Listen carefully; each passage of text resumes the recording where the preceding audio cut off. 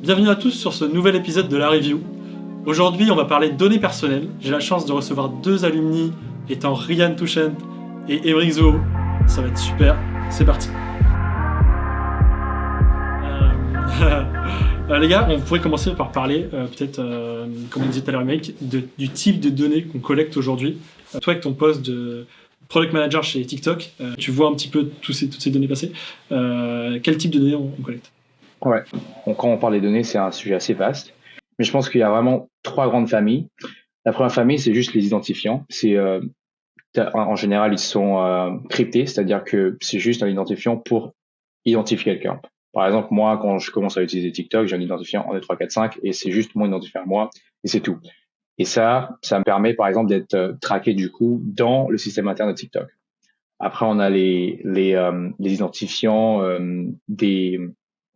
des appareils qu'on utilise, plus pour la publicité ciblée. Là, pour le coup, par exemple, on a le IDFA chez Apple, on a le AAID chez Android, et ça, encore une fois, c'est des identifiants pour identifier quelqu'un. Encore une fois, c'est anonymisé et aucun moyen qu'on sache qui cette personne, à qui l'appareil appartient.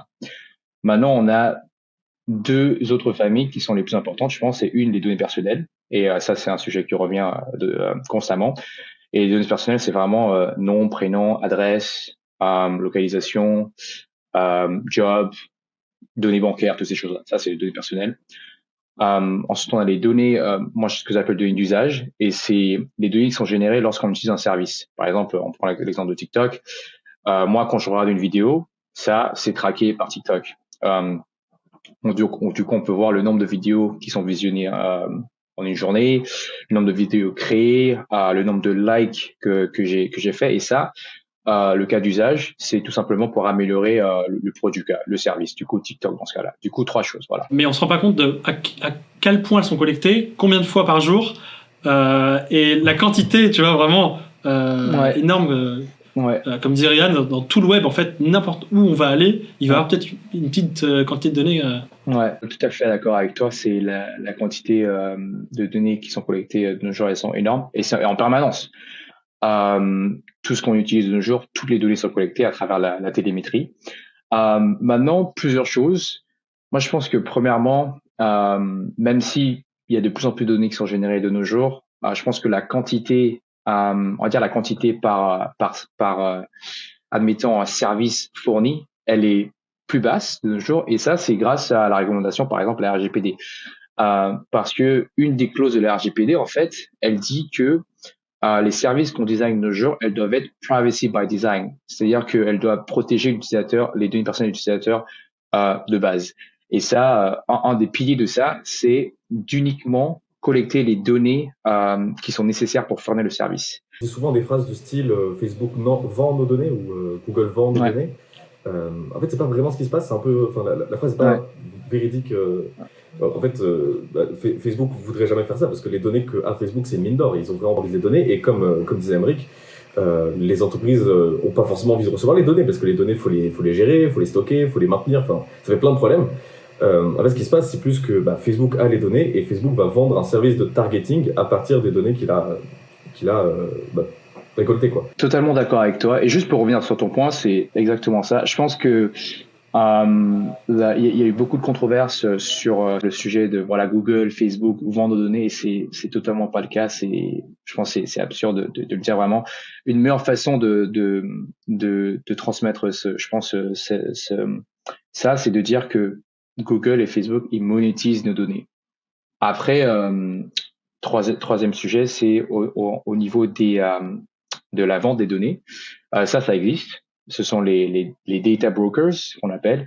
Mais eux, leur but, c'est vraiment juste de vendre les données, quoi. C'est-à-dire qu'ils vont récolter les données à travers des manigances qui sont parfois illégales, mais ils vont récolter beaucoup de données et ils vont les vendre à d'autres plateformes parce que c'est leur business, quoi.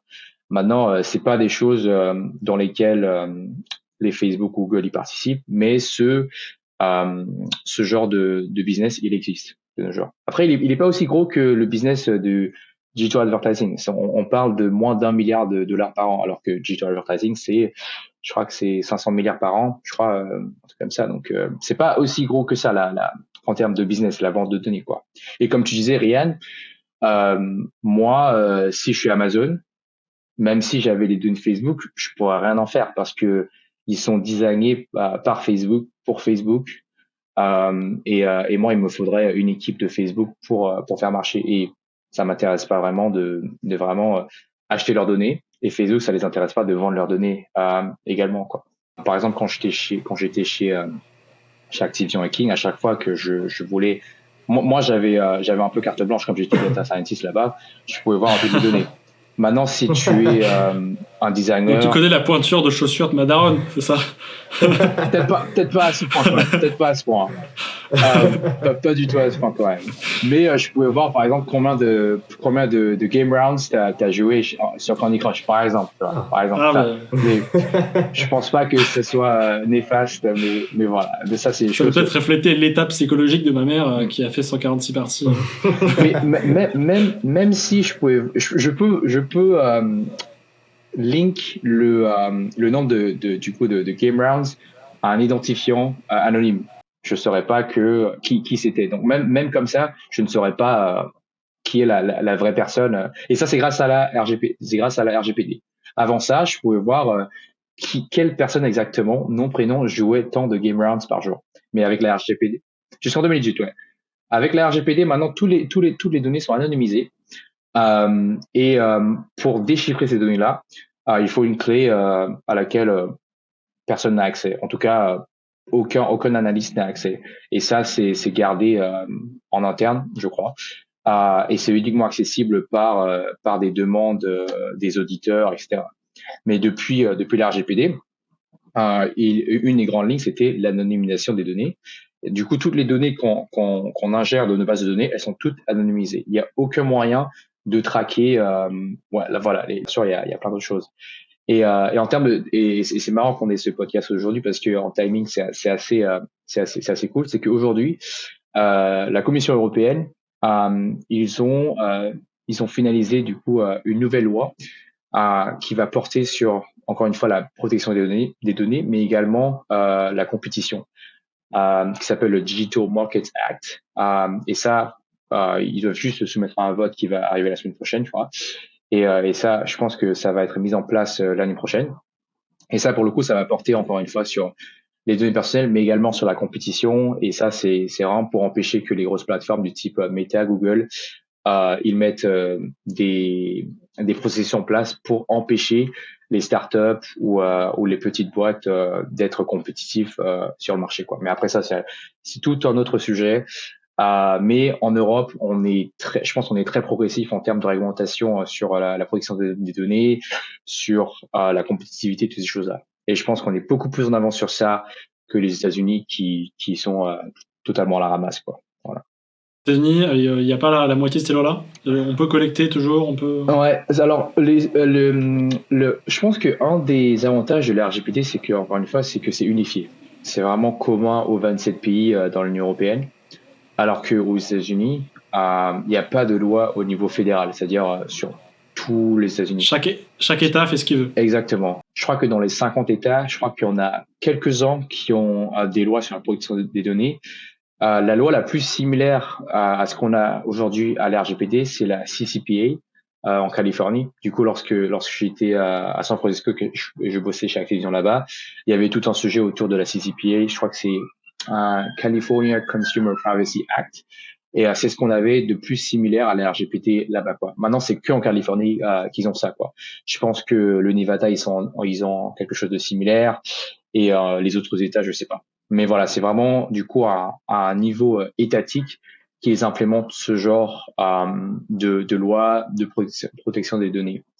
Maintenant, je crois qu'à un niveau fédéral, ils essaient de mettre en place des lois pour la compétitivité et pour empêcher les plateformes d'être trop anti-compétitifs, ce qu'ils appellent le antitrust laws. Mais ça, c'est un autre sujet, encore une fois, qui ne porte pas sur la protection des données. Mais du coup, je suis curieux là-dessus. Vu qu'il n'y avait pas de choses unifiées aux États-Unis, est-ce que vous vous basiez sur le plus strict? Du coup, j'imagine la Californie pour faire tout le reste de... Ça dépend du pays dans lequel on opère.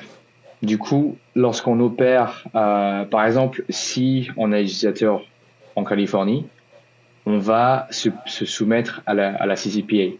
Si on opère, du coup, on a un utilisateur en France, on va se soumettre à la RGPD.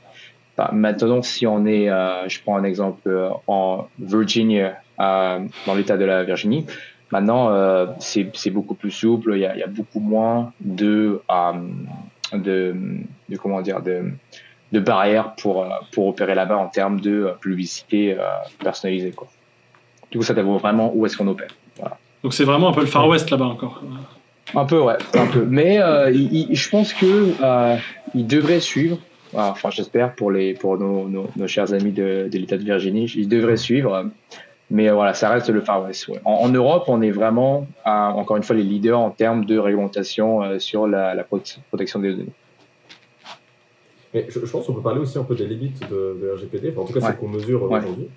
En fait, tout ça est très intéressant parce que, comme tu le disais, c'est très nouveau. Ça fait quelques années à peine. Et donc, il y a des conséquences qu'on n'imaginait pas forcément. Et typiquement, pour le consentement, comment dire, en fait, on demande aux entreprises de vérifier le consentement de l'utilisateur avant de les traquer. Sauf que, en fait, on est en train de demander à ceux qui ont le plus besoin des données de vérifier le consentement des utilisateurs. Donc, eux, ils ont tout intérêt à faire en sorte que l'utilisateur ne le donne pas. Et pour faire ça, ils vont mettre en place des dark patterns. Donc, en fait, ils vont rendre plus compliqué l'option de refuser le consentement que l'option d'accepter le consentement, enfin de refuser les cookies. Et concrètement, ça se voit par le bouton pour accepter, il est en énorme, il est en bleu, c'est lui qu'il faut appuyer, c'est marqué, c'est mis en avant, alors que le bouton pour refuser, lui, il va peut-être être un peu plus caché, il va falloir appuyer sur 2-3 boutons avant d'y accéder, etc. Il y en a d'autres où c'est vraiment plus agressif, où quand tu refuses, il te fait attendre 30 secondes dans le vide, alors que tu veux juste voir le site, et du coup, par frustration, tu refresh et cette fois-ci, tu acceptes. Donc ouais, il y a tout ce genre de choses qui apparaît parce que en fait, les entreprises, elles n'ont pas du tout intérêt en fait, elles sont même alignées à l'inverse, en fait. Et je pense qu'on peut mettre ça en parallèle avec ce qui s'est passé avec Apple avec la mise à jour iOS 15. Apple demande aux développeurs de vérifier le consentement. En fait, à peu près la même chose que ce qui se passe sur le web. Sauf que, en fait, cette différence-là, c'est que vu que Apple maîtrise l'intégralité de l'écosystème, Apple fait un peu les règles qu'il veut, quoi. Et en l'occurrence, Apple est pas vraiment aligné avec les intérêts publicitaires. Enfin, c'est pas leur business, quoi. Apple, ils vendent des iPhones et des Macs. Ils s'en foutent un peu du tracking et de la publicité, c'est pas leur truc principal. Et donc, en fait, ils ont fait un truc qui n'est pas du tout, il n'y a pas de dark pattern, quoi. Il y a oui ou non. Ouais. Je crois que c'est même l'inverse. Ils mettent le nom en gros, je crois. Oui. Pour essayer d'un peu mettre des bâtons dans les roues à Facebook. Ouais, c'est ça, oui. Exactement. En fait, le nom est même le truc favorisé, quoi. Et en fait, ce qui se passe, c'est que du coup, il y a des études en fait, qui montrent que, globalement, quand on laisse le choix délibéré aux gens, en fait, globalement, ils disent non, quoi. Et du coup, oui, ça a fait tout un clash entre Facebook et Apple parce que ça touche directement le business de Facebook, quoi. Surtout Facebook qui passe énormément par les applis mobiles avec Instagram, WhatsApp, Messenger, Facebook, etc. Et donc, ouais, il y avait ce truc où Facebook avait répondu avec une sorte de communiqué où il disait que ce changement d'Apple impacte très fort les petits business, etc. Et du coup, en fait, ça donne un truc assez compliqué parce que, d'une part, ça a l'air hypocrite dans le sens où en fait, Apple a juste donné le choix aux utilisateurs et si tout le monde voulait dire oui, il se serait rien passé, quoi. Et en fait, quand Facebook dit que ça impacte les petits business, c'est pas vraiment Apple, en fait, c'est juste les gens qui ont décidé, quoi. Ouais, je pense qu'un côté, c'était pour mettre des bâtons dans les roues de Facebook, carrément. Deuxièmement, je pense que c'était vraiment un coup marketing incroyable pour eux parce que leur marketing, c'est vraiment we are privacy first. We care about your consumer privacy. Ils ont vraiment inondé la télé, le web de pub, comment Apple il respecte votre vie privée et toutes ces choses-là. Mais pour eux, ça ne coûte rien et c'est tout bénef. Maintenant, Apple, ils ont également un business de pub, de pub. C'est dans leur App Store et ce qu'on s'appelle le Apple Search Ads. Et c'est-à-dire que moi, si je suis un développeur mobile, je peux acheter des pubs sur le Apple Store pour pouvoir être mis en avant. C'est-à-dire parfois, lorsque par exemple, si je vais sur l'App Store, je tape par exemple Snapchat, admettons, je vais peut-être voir Instagram en premier parce que Instagram, Meta, ils ont acheté des pubs sur Apple pour pouvoir être en premier dans la catégorie réseaux sociaux. Maintenant, Apple, du coup, ils ont aussi ce business-là. Du coup, moi, si je suis un développeur de jeux, admettons, et j'ai l'habitude de trouver mes utilisateurs sur Facebook, du coup, par exemple, je développe, admettons, un jeu, par exemple, type Candy Crush, et que je peux les cibler extrêmement bien sur Facebook, je perds ma capacité à les cibler sur Facebook. Du coup, j'ai plus intérêt à mettre un peu de mon budget sur Apple, parce que Apple, eux, ils peuvent cibler les gens parfaitement, par exemple. Et donc, moi, je pense qu'il y a eu une redistribution des budgets marketing euh, de iOS, du coup, des plates de Facebook, du coup, des budgets marketing sur Facebook pour les utilisateurs iOS, qui est passé sur Android, qui est passé sur Apple Search Ads, qui est passé sur d'autres plateformes. Du coup, ça aussi, c'est arrivé, et c'est pour ça que le business de Facebook, il a vraiment souffert l'année dernière. Ok, mais du coup, on a ça du côté d'Apple. Est-ce que du côté de Google Android, on a quelque chose qui se prépare, ou est-ce qu'ils comptent continuer à nous, tu vois, à nous laisser aucun choix, justement, comme ça l'est aujourd'hui? Il y a quelque chose de similaire qu'ils ont annoncé l'année dernière, juste après ATT, et qui n'a pas eu autant de publicité, qui s'appelle leur Privacy Sandbox. Mais du coup, ils en ont reparlé en février de cette année, la Privacy Sandbox, et qui est vraiment similaire pour le coup à Apple, mais avec Google pour le coup. Et je pense que c'est vraiment tout à l'avantage de Google, c'est que cette fois-ci, ils ont dit que ils vont coopérer avec les développeurs et les autres entreprises qui dépendent de Google pour vraiment faire en sorte que ce soit un succès pour les utilisateurs, pour protéger les données, mais également que les business qui dépendent de Google n'en souffrent pas trop. Google Android pour le coup, parce que justement la controverse avec Apple, c'est que Apple a dit voilà, on met ça en place et il n'y a pas de mais. On va pas se plier à quoi que ce soit et les développeurs devront s'adapter. Du coup, grand ou petit. Du coup, Facebook, grand partenaire, l'un des plus grands partenaires du coup d'Apple, a dû s'y plier, tout comme le business, la startup qui venait de commencer avec 5 personnes et qui voit Apple mettre ça en place et qui vraiment nuit à leur business quoi. Alors que cette fois-ci, Google, ils prennent vraiment l'approche de vraiment collaborer avec tous les développeurs.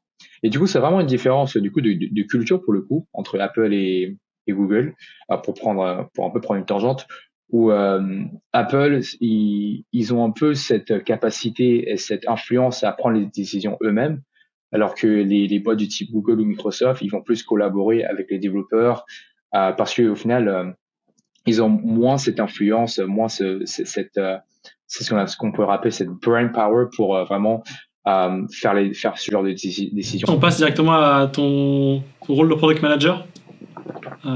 Ouais, carrément. Je vais juste une petite lumière. Hop. Oh là là, je crois qu'il nous faudra un autre podcast pour en parler. Mais très rapidement, product manager, c'est vraiment un rôle qui est vraiment sorti d'un environnement tech, quoi. Dans le monde, en dehors de la tech, ça n'existe pas, le rôle de product manager est vraiment une sorte d'hybride, de monstre à vraiment 5 têtes, qui est parfois spécialisé très technique, qui est très spécialisé design, qui est parfois data. Et du coup, la voie royale pour être product manager, c'est en général, d'abord tu commences en tant que software engineer dans ta carrière. Ensuite, tu fais un MBA pour une des Ivy League aux US ou INSEAD. Facile, quoi, facile. Voilà. Et du coup, tu payes 200 000 balles le MBA. Et après, tu as un stage du coup de product manager dans une des big tech, quoi. Du coup, Amazon, c'était une des grosses boîtes en fait qui recrutait des product managers en sortant de MBA. Et voilà, la voie royale, c'était MBA. Maintenant, on voit de plus en plus de product managers qui apparaissent sans MBA parce qu'au final, c'est vraiment un job dans lequel les gens ils s'insèrent. Et un job de product manager au final, c'est vraiment lorsqu'on revient vraiment à la source, c'est de comprendre les pain points des utilisateurs, de quoi ils ont besoin, quels sont leurs problèmes et quelle solution peut résoudre ces problèmes, mais également délivrer de la valeur pour le business. On lance TikTok Stories, comment est-ce qu'on va le lancer? Et ça, un product manager, il doit bosser avec un product marketing manager, pour le coup, un autre job dans la tech, pour pouvoir lancer ça. Après, il doit bosser avec le data scientist pour designer le A/B test qui va mesurer du coup l'impact et la valeur de la feature. Qu'est-ce que c'est qu'un A/B test? Tu peux peut-être nous détailler? Un A/B test, très simplement. J'ai une feature que je veux lancer demain. Prenons une feature, par exemple, les stories, par exemple, Instagram, Snapchat, dans tous des stories. Je veux savoir l'impact que les stories auront sur l'utilisateur. Je vais définir du coup les différentes métriques que je vais mesurer pour cette feature-là. Admettons, ma première métrique que je veux mesurer, c'est juste le nombre d'utilisateurs. Maintenant, je veux savoir, est-ce que ma feature, elle va augmenter le nombre d'utilisateurs demain lorsque je la lance. C'est que je vais faire un A/B test pour ça. En français, test A/B. Et très simplement, j'ai deux groupes. Le groupe A qu'on va appeler le groupe contrôle. Le groupe B qu'on va appeler le groupe traitement. Du coup, le groupe B, il va recevoir les stories, alors que le groupe A, il va juste rien recevoir. Ça sera le groupe normal, le groupe contrôle, du coup, on appelle ça. Et du coup, je vais lancer ma feature demain pendant 2 semaines. Et après 2 semaines, je vais pouvoir mesurer du coup l'impact que les stories auront eu sur le groupe B. Et ce que je devrais voir, c'est en espérant un impact positif sur le nombre d'utilisateurs actifs ou que ma feature elle aura causé quoi. Et ça, pour pas trop rentrer dans les détails, mais en termes statistiques, c'est la meilleure façon de mesurer un impact causal. T'as un exemple à nous donner de chez TikTok, peut-être une feature que vous avez expérimentée ou qui n'a pas marché peut-être? Qui n'a pas marché chez TikTok. Que l'A/B test a révélé en fait étant, tu vois. Néfaste par exemple. Ouais, néfaste pour le produit. Ouais. Alors, ce qu'on voit, c'est qu'en général, c'est que c'est pas que le test AB a eu un effet néfaste, mais c'est plus un effet mitigé dans le sens où il a augmenté le nombre d'utilisateurs actifs, mais il a fait descendre, par exemple, le temps passé sur l'application, par exemple. Et du coup, dans ce cas-là, le product manager, il doit donner une décision. Est-ce qu'on lance le produit globalement, quoi? Parce que mon test, je l'ai lancé uniquement sur 5% des utilisateurs.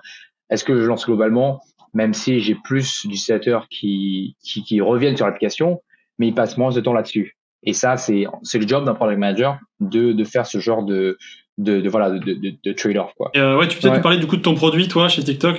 Tu t'occupes de quoi? Ouais, du coup, moi, je m'occupe de deux gros piliers. Un, c'est ce qu'on appelle les growth initiatives. Ça va passer plus par de l'analyse et voir comment est-ce que sur nos marchés européens, on va pouvoir pénétrer plus le marché. C'est-à-dire, par exemple, aujourd'hui, on a une certaine proportion de la France, par exemple, qui utilise TikTok. Comment est-ce qu'on peut augmenter cette proportion-là, quoi, pour arriver au même niveau que, par exemple, les Instagram, les Facebook, etc., quoi. Et du coup, ça va passer par l'analyse de contenu, voir un peu ce que les gens les affectionnent et vraiment analyser du coup les données en termes de contenu. Bosser un peu avec les équipes marketing pour voir comment est-ce qu'on peut vraiment faire grandir la plateforme, du coup sur les marchés locaux, du coup France, Royaume-Uni, Espagne, etc. Du coup, ça, c'est un de mes gros piliers et un de mes gros focus.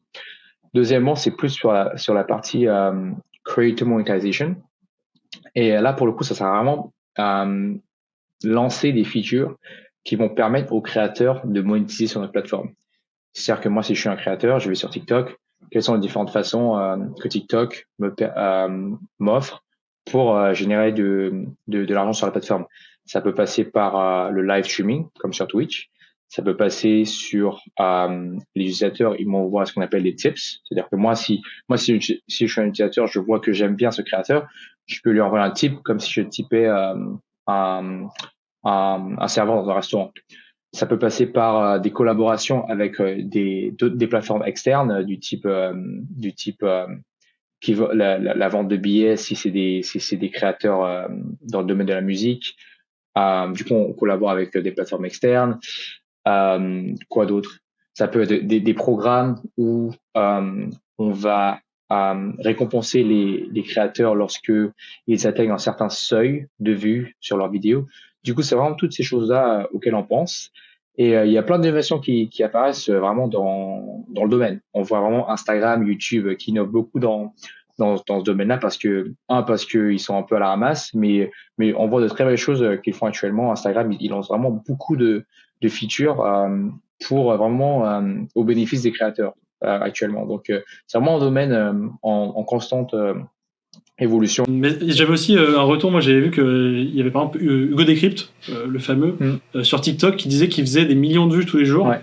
Et que à l'heure actuelle, ou il y a quelques mois, il gagnait encore quelques euros, je crois, et que c'était et que c'est vrai que la monétisation commençait à arriver sur TikTok, mais que c'est pas encore ça. Ouais. Alors c'est exactement ça, et on a eu beaucoup de débats il y a eu beaucoup de débats sur les réseaux sociaux à propos de ça. C'est que TikTok, on paye pas assez nos créateurs, et c'est quelque chose sur lequel on bosse. On essaie vraiment de trouver le meilleur, je pense, le meilleur modèle qui marcherait pour TikTok et pour les créateurs, quoi. Parce qu'au final, on reste une société qui pour capitaliste. Il faut qu'on génère du profit, des bénéfices, etc. Et c'est, encore une fois, on cherche vraiment un modèle qui marcherait pour les créateurs et pour nous. Maintenant, je pense qu'il y a aussi du côté des spectateurs, il y a vraiment je pense qu'un mindset qui doit changer dans la mesure où je pense que les spectateurs, il doit être plus volontaire pour un peu sortir la vente de leur portefeuille, parce qu'au final c'est vraiment du contenu gratuit pour eux, et je dis ça parce que je pense qu'en Europe on n'a pas cette mentalité de vraiment par exemple souscrire à s'abonner à un créateur comme ce qu'ils ont par exemple aux US avec Twitch, ou en Chine par exemple. On voit que ça marche énormément, le live, ça marche vraiment beaucoup. On voit beaucoup de live streamers qui fonctionnent parce que les utilisateurs en Chine, ils ont cette mentalité de voilà, j'aime bien ce créateur, je vais le récompenser en lui donnant un tip, quoi. Je pense qu'en Europe on n'a pas encore cette mentalité là, et j'espère que ça change parce qu'au final les créateurs, le contenu qu'ils font, il est gratuit, en tout cas sur TikTok. Ils sont rémunérés par TikTok. Maintenant, c'est pas au niveau de leurs attentes, mais je pense qu'il y a une mentalité qui doit aussi changer en termes de consommateurs, et qui change. En tout cas, en Asie, on voit beaucoup de live streamers qui marchent beaucoup, parce qu'encore une fois, la mentalité là-bas, c'est vraiment de récompenser et de rémunérer les créateurs dans lesquels les gens sont fans, quoi. Qu'est-ce que tu penses de ça, Ryan, toi qui es créateur? moi je suis fan. Mais c'est vrai qu'il y a beaucoup de différences de culture, et même parfois entre les plateformes. C'est-à-dire que sur Twitch, c'est parfaitement normal de payer $5 par mois ou 3,99€ par mois pour un streamer. Et par contre, sur YouTube, là, c'est plus du tout le cas, et on va voir beaucoup plus d'opérations spéciales ou des partenariats, de la publicité. Enfin, des fois, entre deux plateformes, il y a vraiment des cultures qui se sont installées, et en fait, on a vu YouTube essayer de pousser ça, quoi. Essayer de pousser avec des petits badges où on peut faire des dons, où on peut faire des dons pendant les lives, etc. Mais clairement, c'est pas du tout au niveau de ce que fait Twitch, où c'est vraiment quelque chose de banal, où les gens sont abonnés à plusieurs chaînes, et vraiment, en plus, la contrepartie est très faible, quoi. Ça permet de juste pas voir les pubs, mais c'est pas non plus. Et en plus, il y a quelques emotes, quoi. Donc en fait, c'est vraiment un geste qui est là pour remercier le créateur, en fait. Et en fait, les gens ont l'habitude de ça, quoi. Et juste pour revenir sur ça, la différence vraiment de modèle, et du coup d'un point de vue produit, c'est vraiment le positionnement en fait des différentes plateformes. Twitch, et d'ailleurs ça se traduit par le nombre d'utilisateurs. Twitch, c'est pas pour tout le monde au final. C'est plus pour à la base c'était pour les gamers, c'est pour les gamers pour qui stream. Maintenant, ils essaient de s'étendre à plus de catégories, à plus de gens. Mais voilà, à la base, c'était vraiment pour un certain groupe de personnes, les gamers et les spectateurs qui voulaient voir des gamers.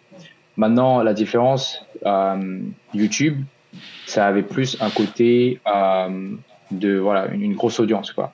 C'était vraiment pour tout le monde et tout et n'importe qui. Voilà. Et pareil pour Facebook, pareil pour TikTok, c'est vraiment pour tout le monde. Et c'est pour ça que le business model, il est parfois différent. Parce qu'encore une fois, le client final, il est différent. Et du coup, là, ça veut dire que le customer problem, ce customer pain point qu'on essaie de résoudre à travers notre produit, il est différent. Et donc, la culture, elle devient différente. Et c'est pour ça que de base, Twitch, parce que c'est niche, ils ont été capables d'instaurer le principe des abonnements très tôt. Parce que moi, si je suis un fan fervent d'un créateur, je sais que je vais payer directement à cette personne. Et du coup, il n'y a pas eu vraiment. Ils ont commencé avec ça et ils n'ont jamais eu à utiliser les publicités de base, quoi.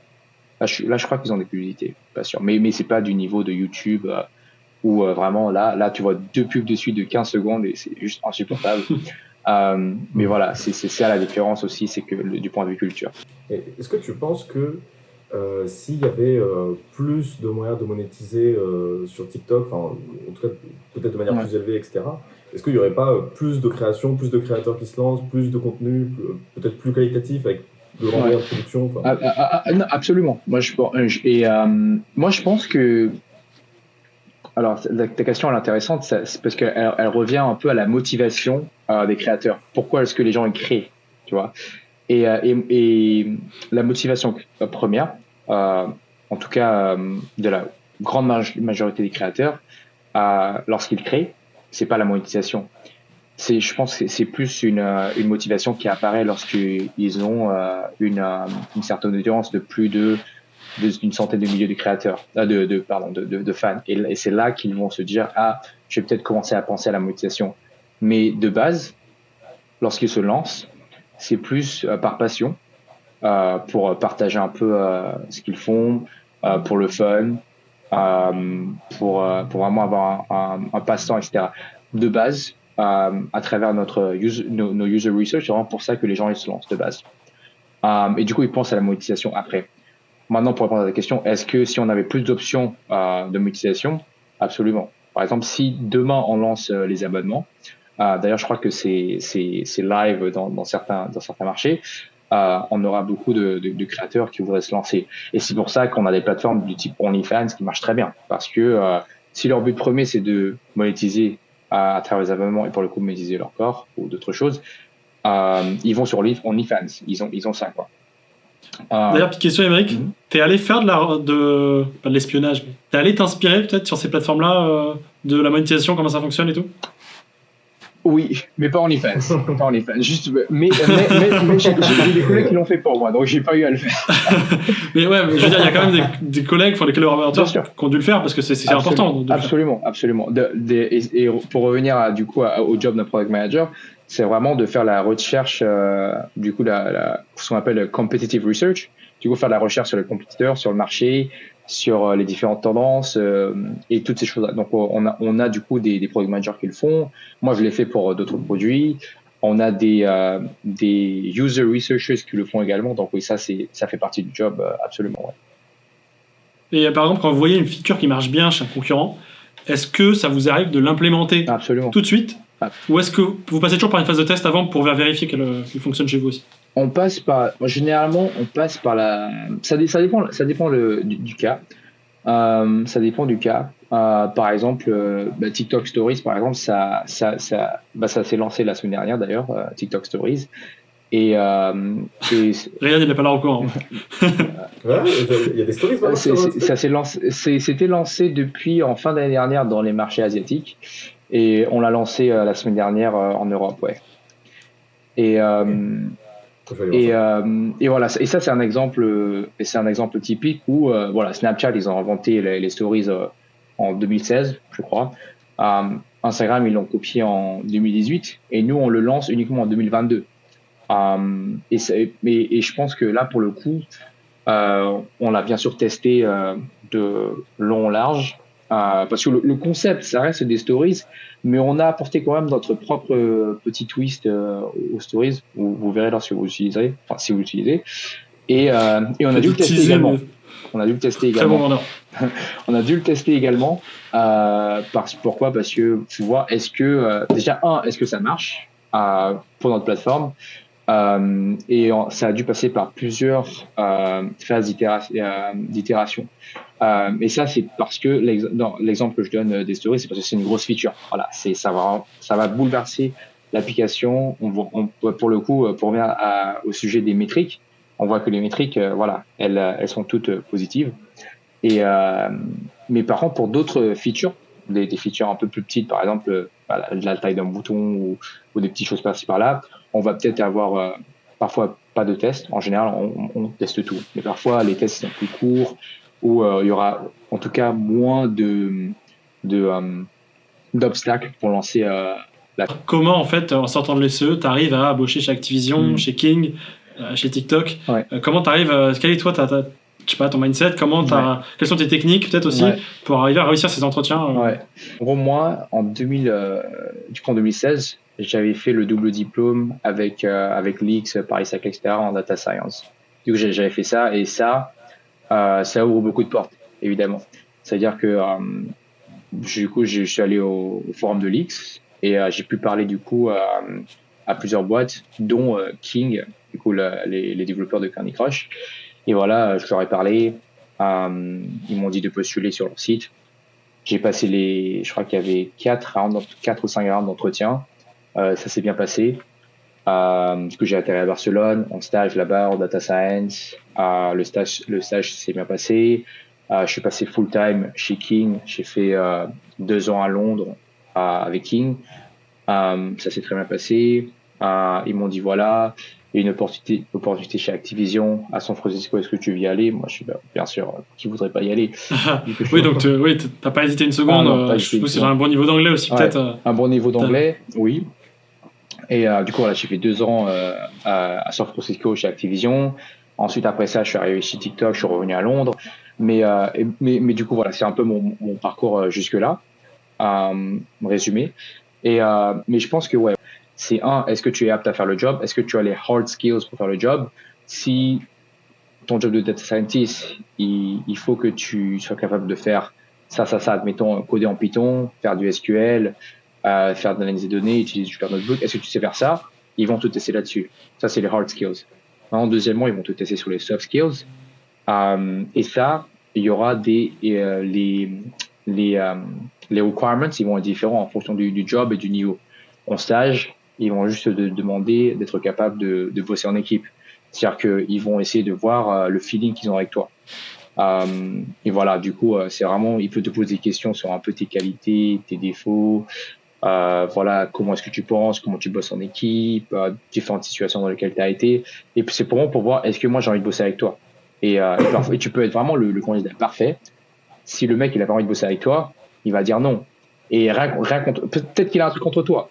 C'est très subjectif.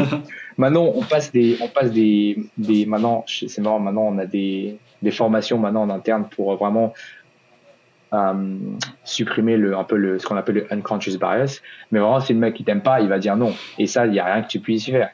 Mais voilà. Il va trouver des excuses qui sont autres, mais c'est ça. Ça arrive. Et vraiment, c'est ce qu'ils appellent le cultural fit aussi. Et du coup, parfois, j'ai vu des candidats vraiment excellents qu'on a vraiment du coup auxquels on a dit non. Et puis ensuite, voilà, une fois qu'on est en interne, on fait ses preuves. Il faut networker en interne. Il faut vraiment montrer un peu. Enfin, après ça, ça va être un peu un regard, mais vraiment montrer qu'on en veut plus, qu'on a faim. Et après, les opportunités, elles s'ouvrent comme ça.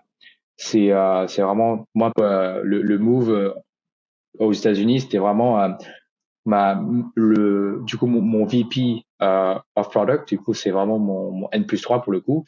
Elle m'a remarqué, elle m'a dit ok, moi je pense que tu vas vraiment faire de belles choses aux États-Unis. Je pense que tu devrais aller là-bas. Et ça c'est arrivé parce que elle m'a repéré, elle m'a dit ouais j'aime bien ce que tu fais, etc. Et tu voilà, faut vraiment, je pense, faut en donner plus. Faut pas se dire que, enfin moi ma mentalité c'est que une fois que je suis arrivé à Hacking, voilà, je suis vraiment dans la tech, je kiffe ce que je fais, mais c'est quoi le prochain palier quoi. Et puis au final, je suis arrivé aux US et pareil, c'est quoi le prochain palier après 2 ans aux US quoi. Et du coup moi je pense que c'est vraiment cette mentalité constante de progression, d'évolution qui a fait que voilà, je suis arrivé là actuellement. Et là actuellement aussi, je pense déjà à la prochaine étape. Mais après, encore une fois, c'est vraiment une question personnelle. C'est est-ce que tu es confortable dans là où tu es actuellement ou tu en veux plus, etc. Encore une fois, c'est vraiment une question personnelle et les gens, chacun a sa vision des choses, quoi. Ouais, j'avais une question. Du coup, tu étais passé de data scientist vers project manager. Cette transition, elle s'est faite parce que tu as eu envie de voir autre chose, parce que en fait, la data, tu t'es rendu compte que c'est pas ton truc. C'est plus... avant, j'ai fait 4 ans en data science. Et j'ai remarqué qu'au final, moi, je préfère ce qu'on appelle breadth, du coup, vraiment, vraiment un scope large plutôt que depth. Tu vois. Et quand tu es software engineer, quand tu es data scientist, quand tu es UX designer, tu es vraiment en termes de depth, quoi. C'est-à-dire que tu vas vraiment entrer dans les détails de software engineering, tu vas rentrer dans les détails de la data science, tu vas vraiment être un très bon UX designer, voilà, tu vas vraiment être un expert de ton domaine. Et moi, j'ai remarqué qu'en fait, je pense qu'une des qualités qu'un product manager doit avoir, c'est qu'il doit être curieux. Il doit vraiment se renseigner sur tous les sujets possibles et vraiment toujours se poser des questions et se renseigner. Et moi, je pense que c'est vraiment un de mes traits principaux, c'est je suis curieux, j'adore m'informer sur tout et n'importe quoi. Et pourquoi? Parce qu'au final, j'affectionne le fait le breadth, quoi.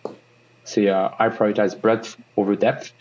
Et je me suis dit, le job de product manager, c'est assez intéressant parce que, ça me permet de satisfaire ma curiosité de vraiment bosser sur tout et n'importe quoi. 2, j'adore bosser avec des équipes techniques et non techniques. C'est-à-dire que là, je bosse avec des ingénieurs.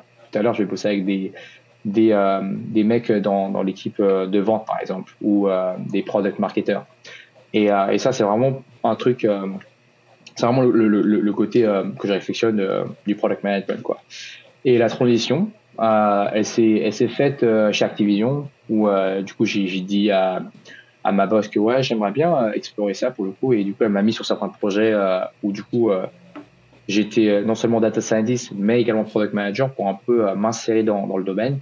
Et ensuite j'ai eu l'opportunité de vraiment de gérer un projet par moi-même, un produit moi-même. Et là, pareil chez TikTok, j'ai commencé data scientist et également product manager. Et là, je fais un peu des deux, mais plus product manager. Est-ce que j'ai d'autres questions pourquoi ma deuxième vidéo TikTok a vidé? Non, mais ça c'est vrai que moi j'ai l'impression qu'autant TikTok comme Instagram, quand on poste une vidéo, la première, comme si je sais pas si c'est l'algo qui nous met plus en avant ou si c'est un moyen d'inciter le créateur à créer. Ouais. Mais la première, on dirait qu'à chaque fois, il y a un supplément de vue ou d'engagement. Ouais. Ça, je ne pourrais pas en parler. Je ne pourrais pas en parler. Ok, c'est vrai. Mais je vais dire une chose, c'est une bonne observation. Voilà, c'est une bonne observation. Voilà, mais je ne peux pas en parler. Mais c'est une bonne observation. Okay. Très bonne observation. D'accord. Voilà. Donc, du coup, t'as ta réponse. Arrête de créer ce TikTok. S'il continue, parce que tu vas être rémunéré bientôt. Bientôt, ouais.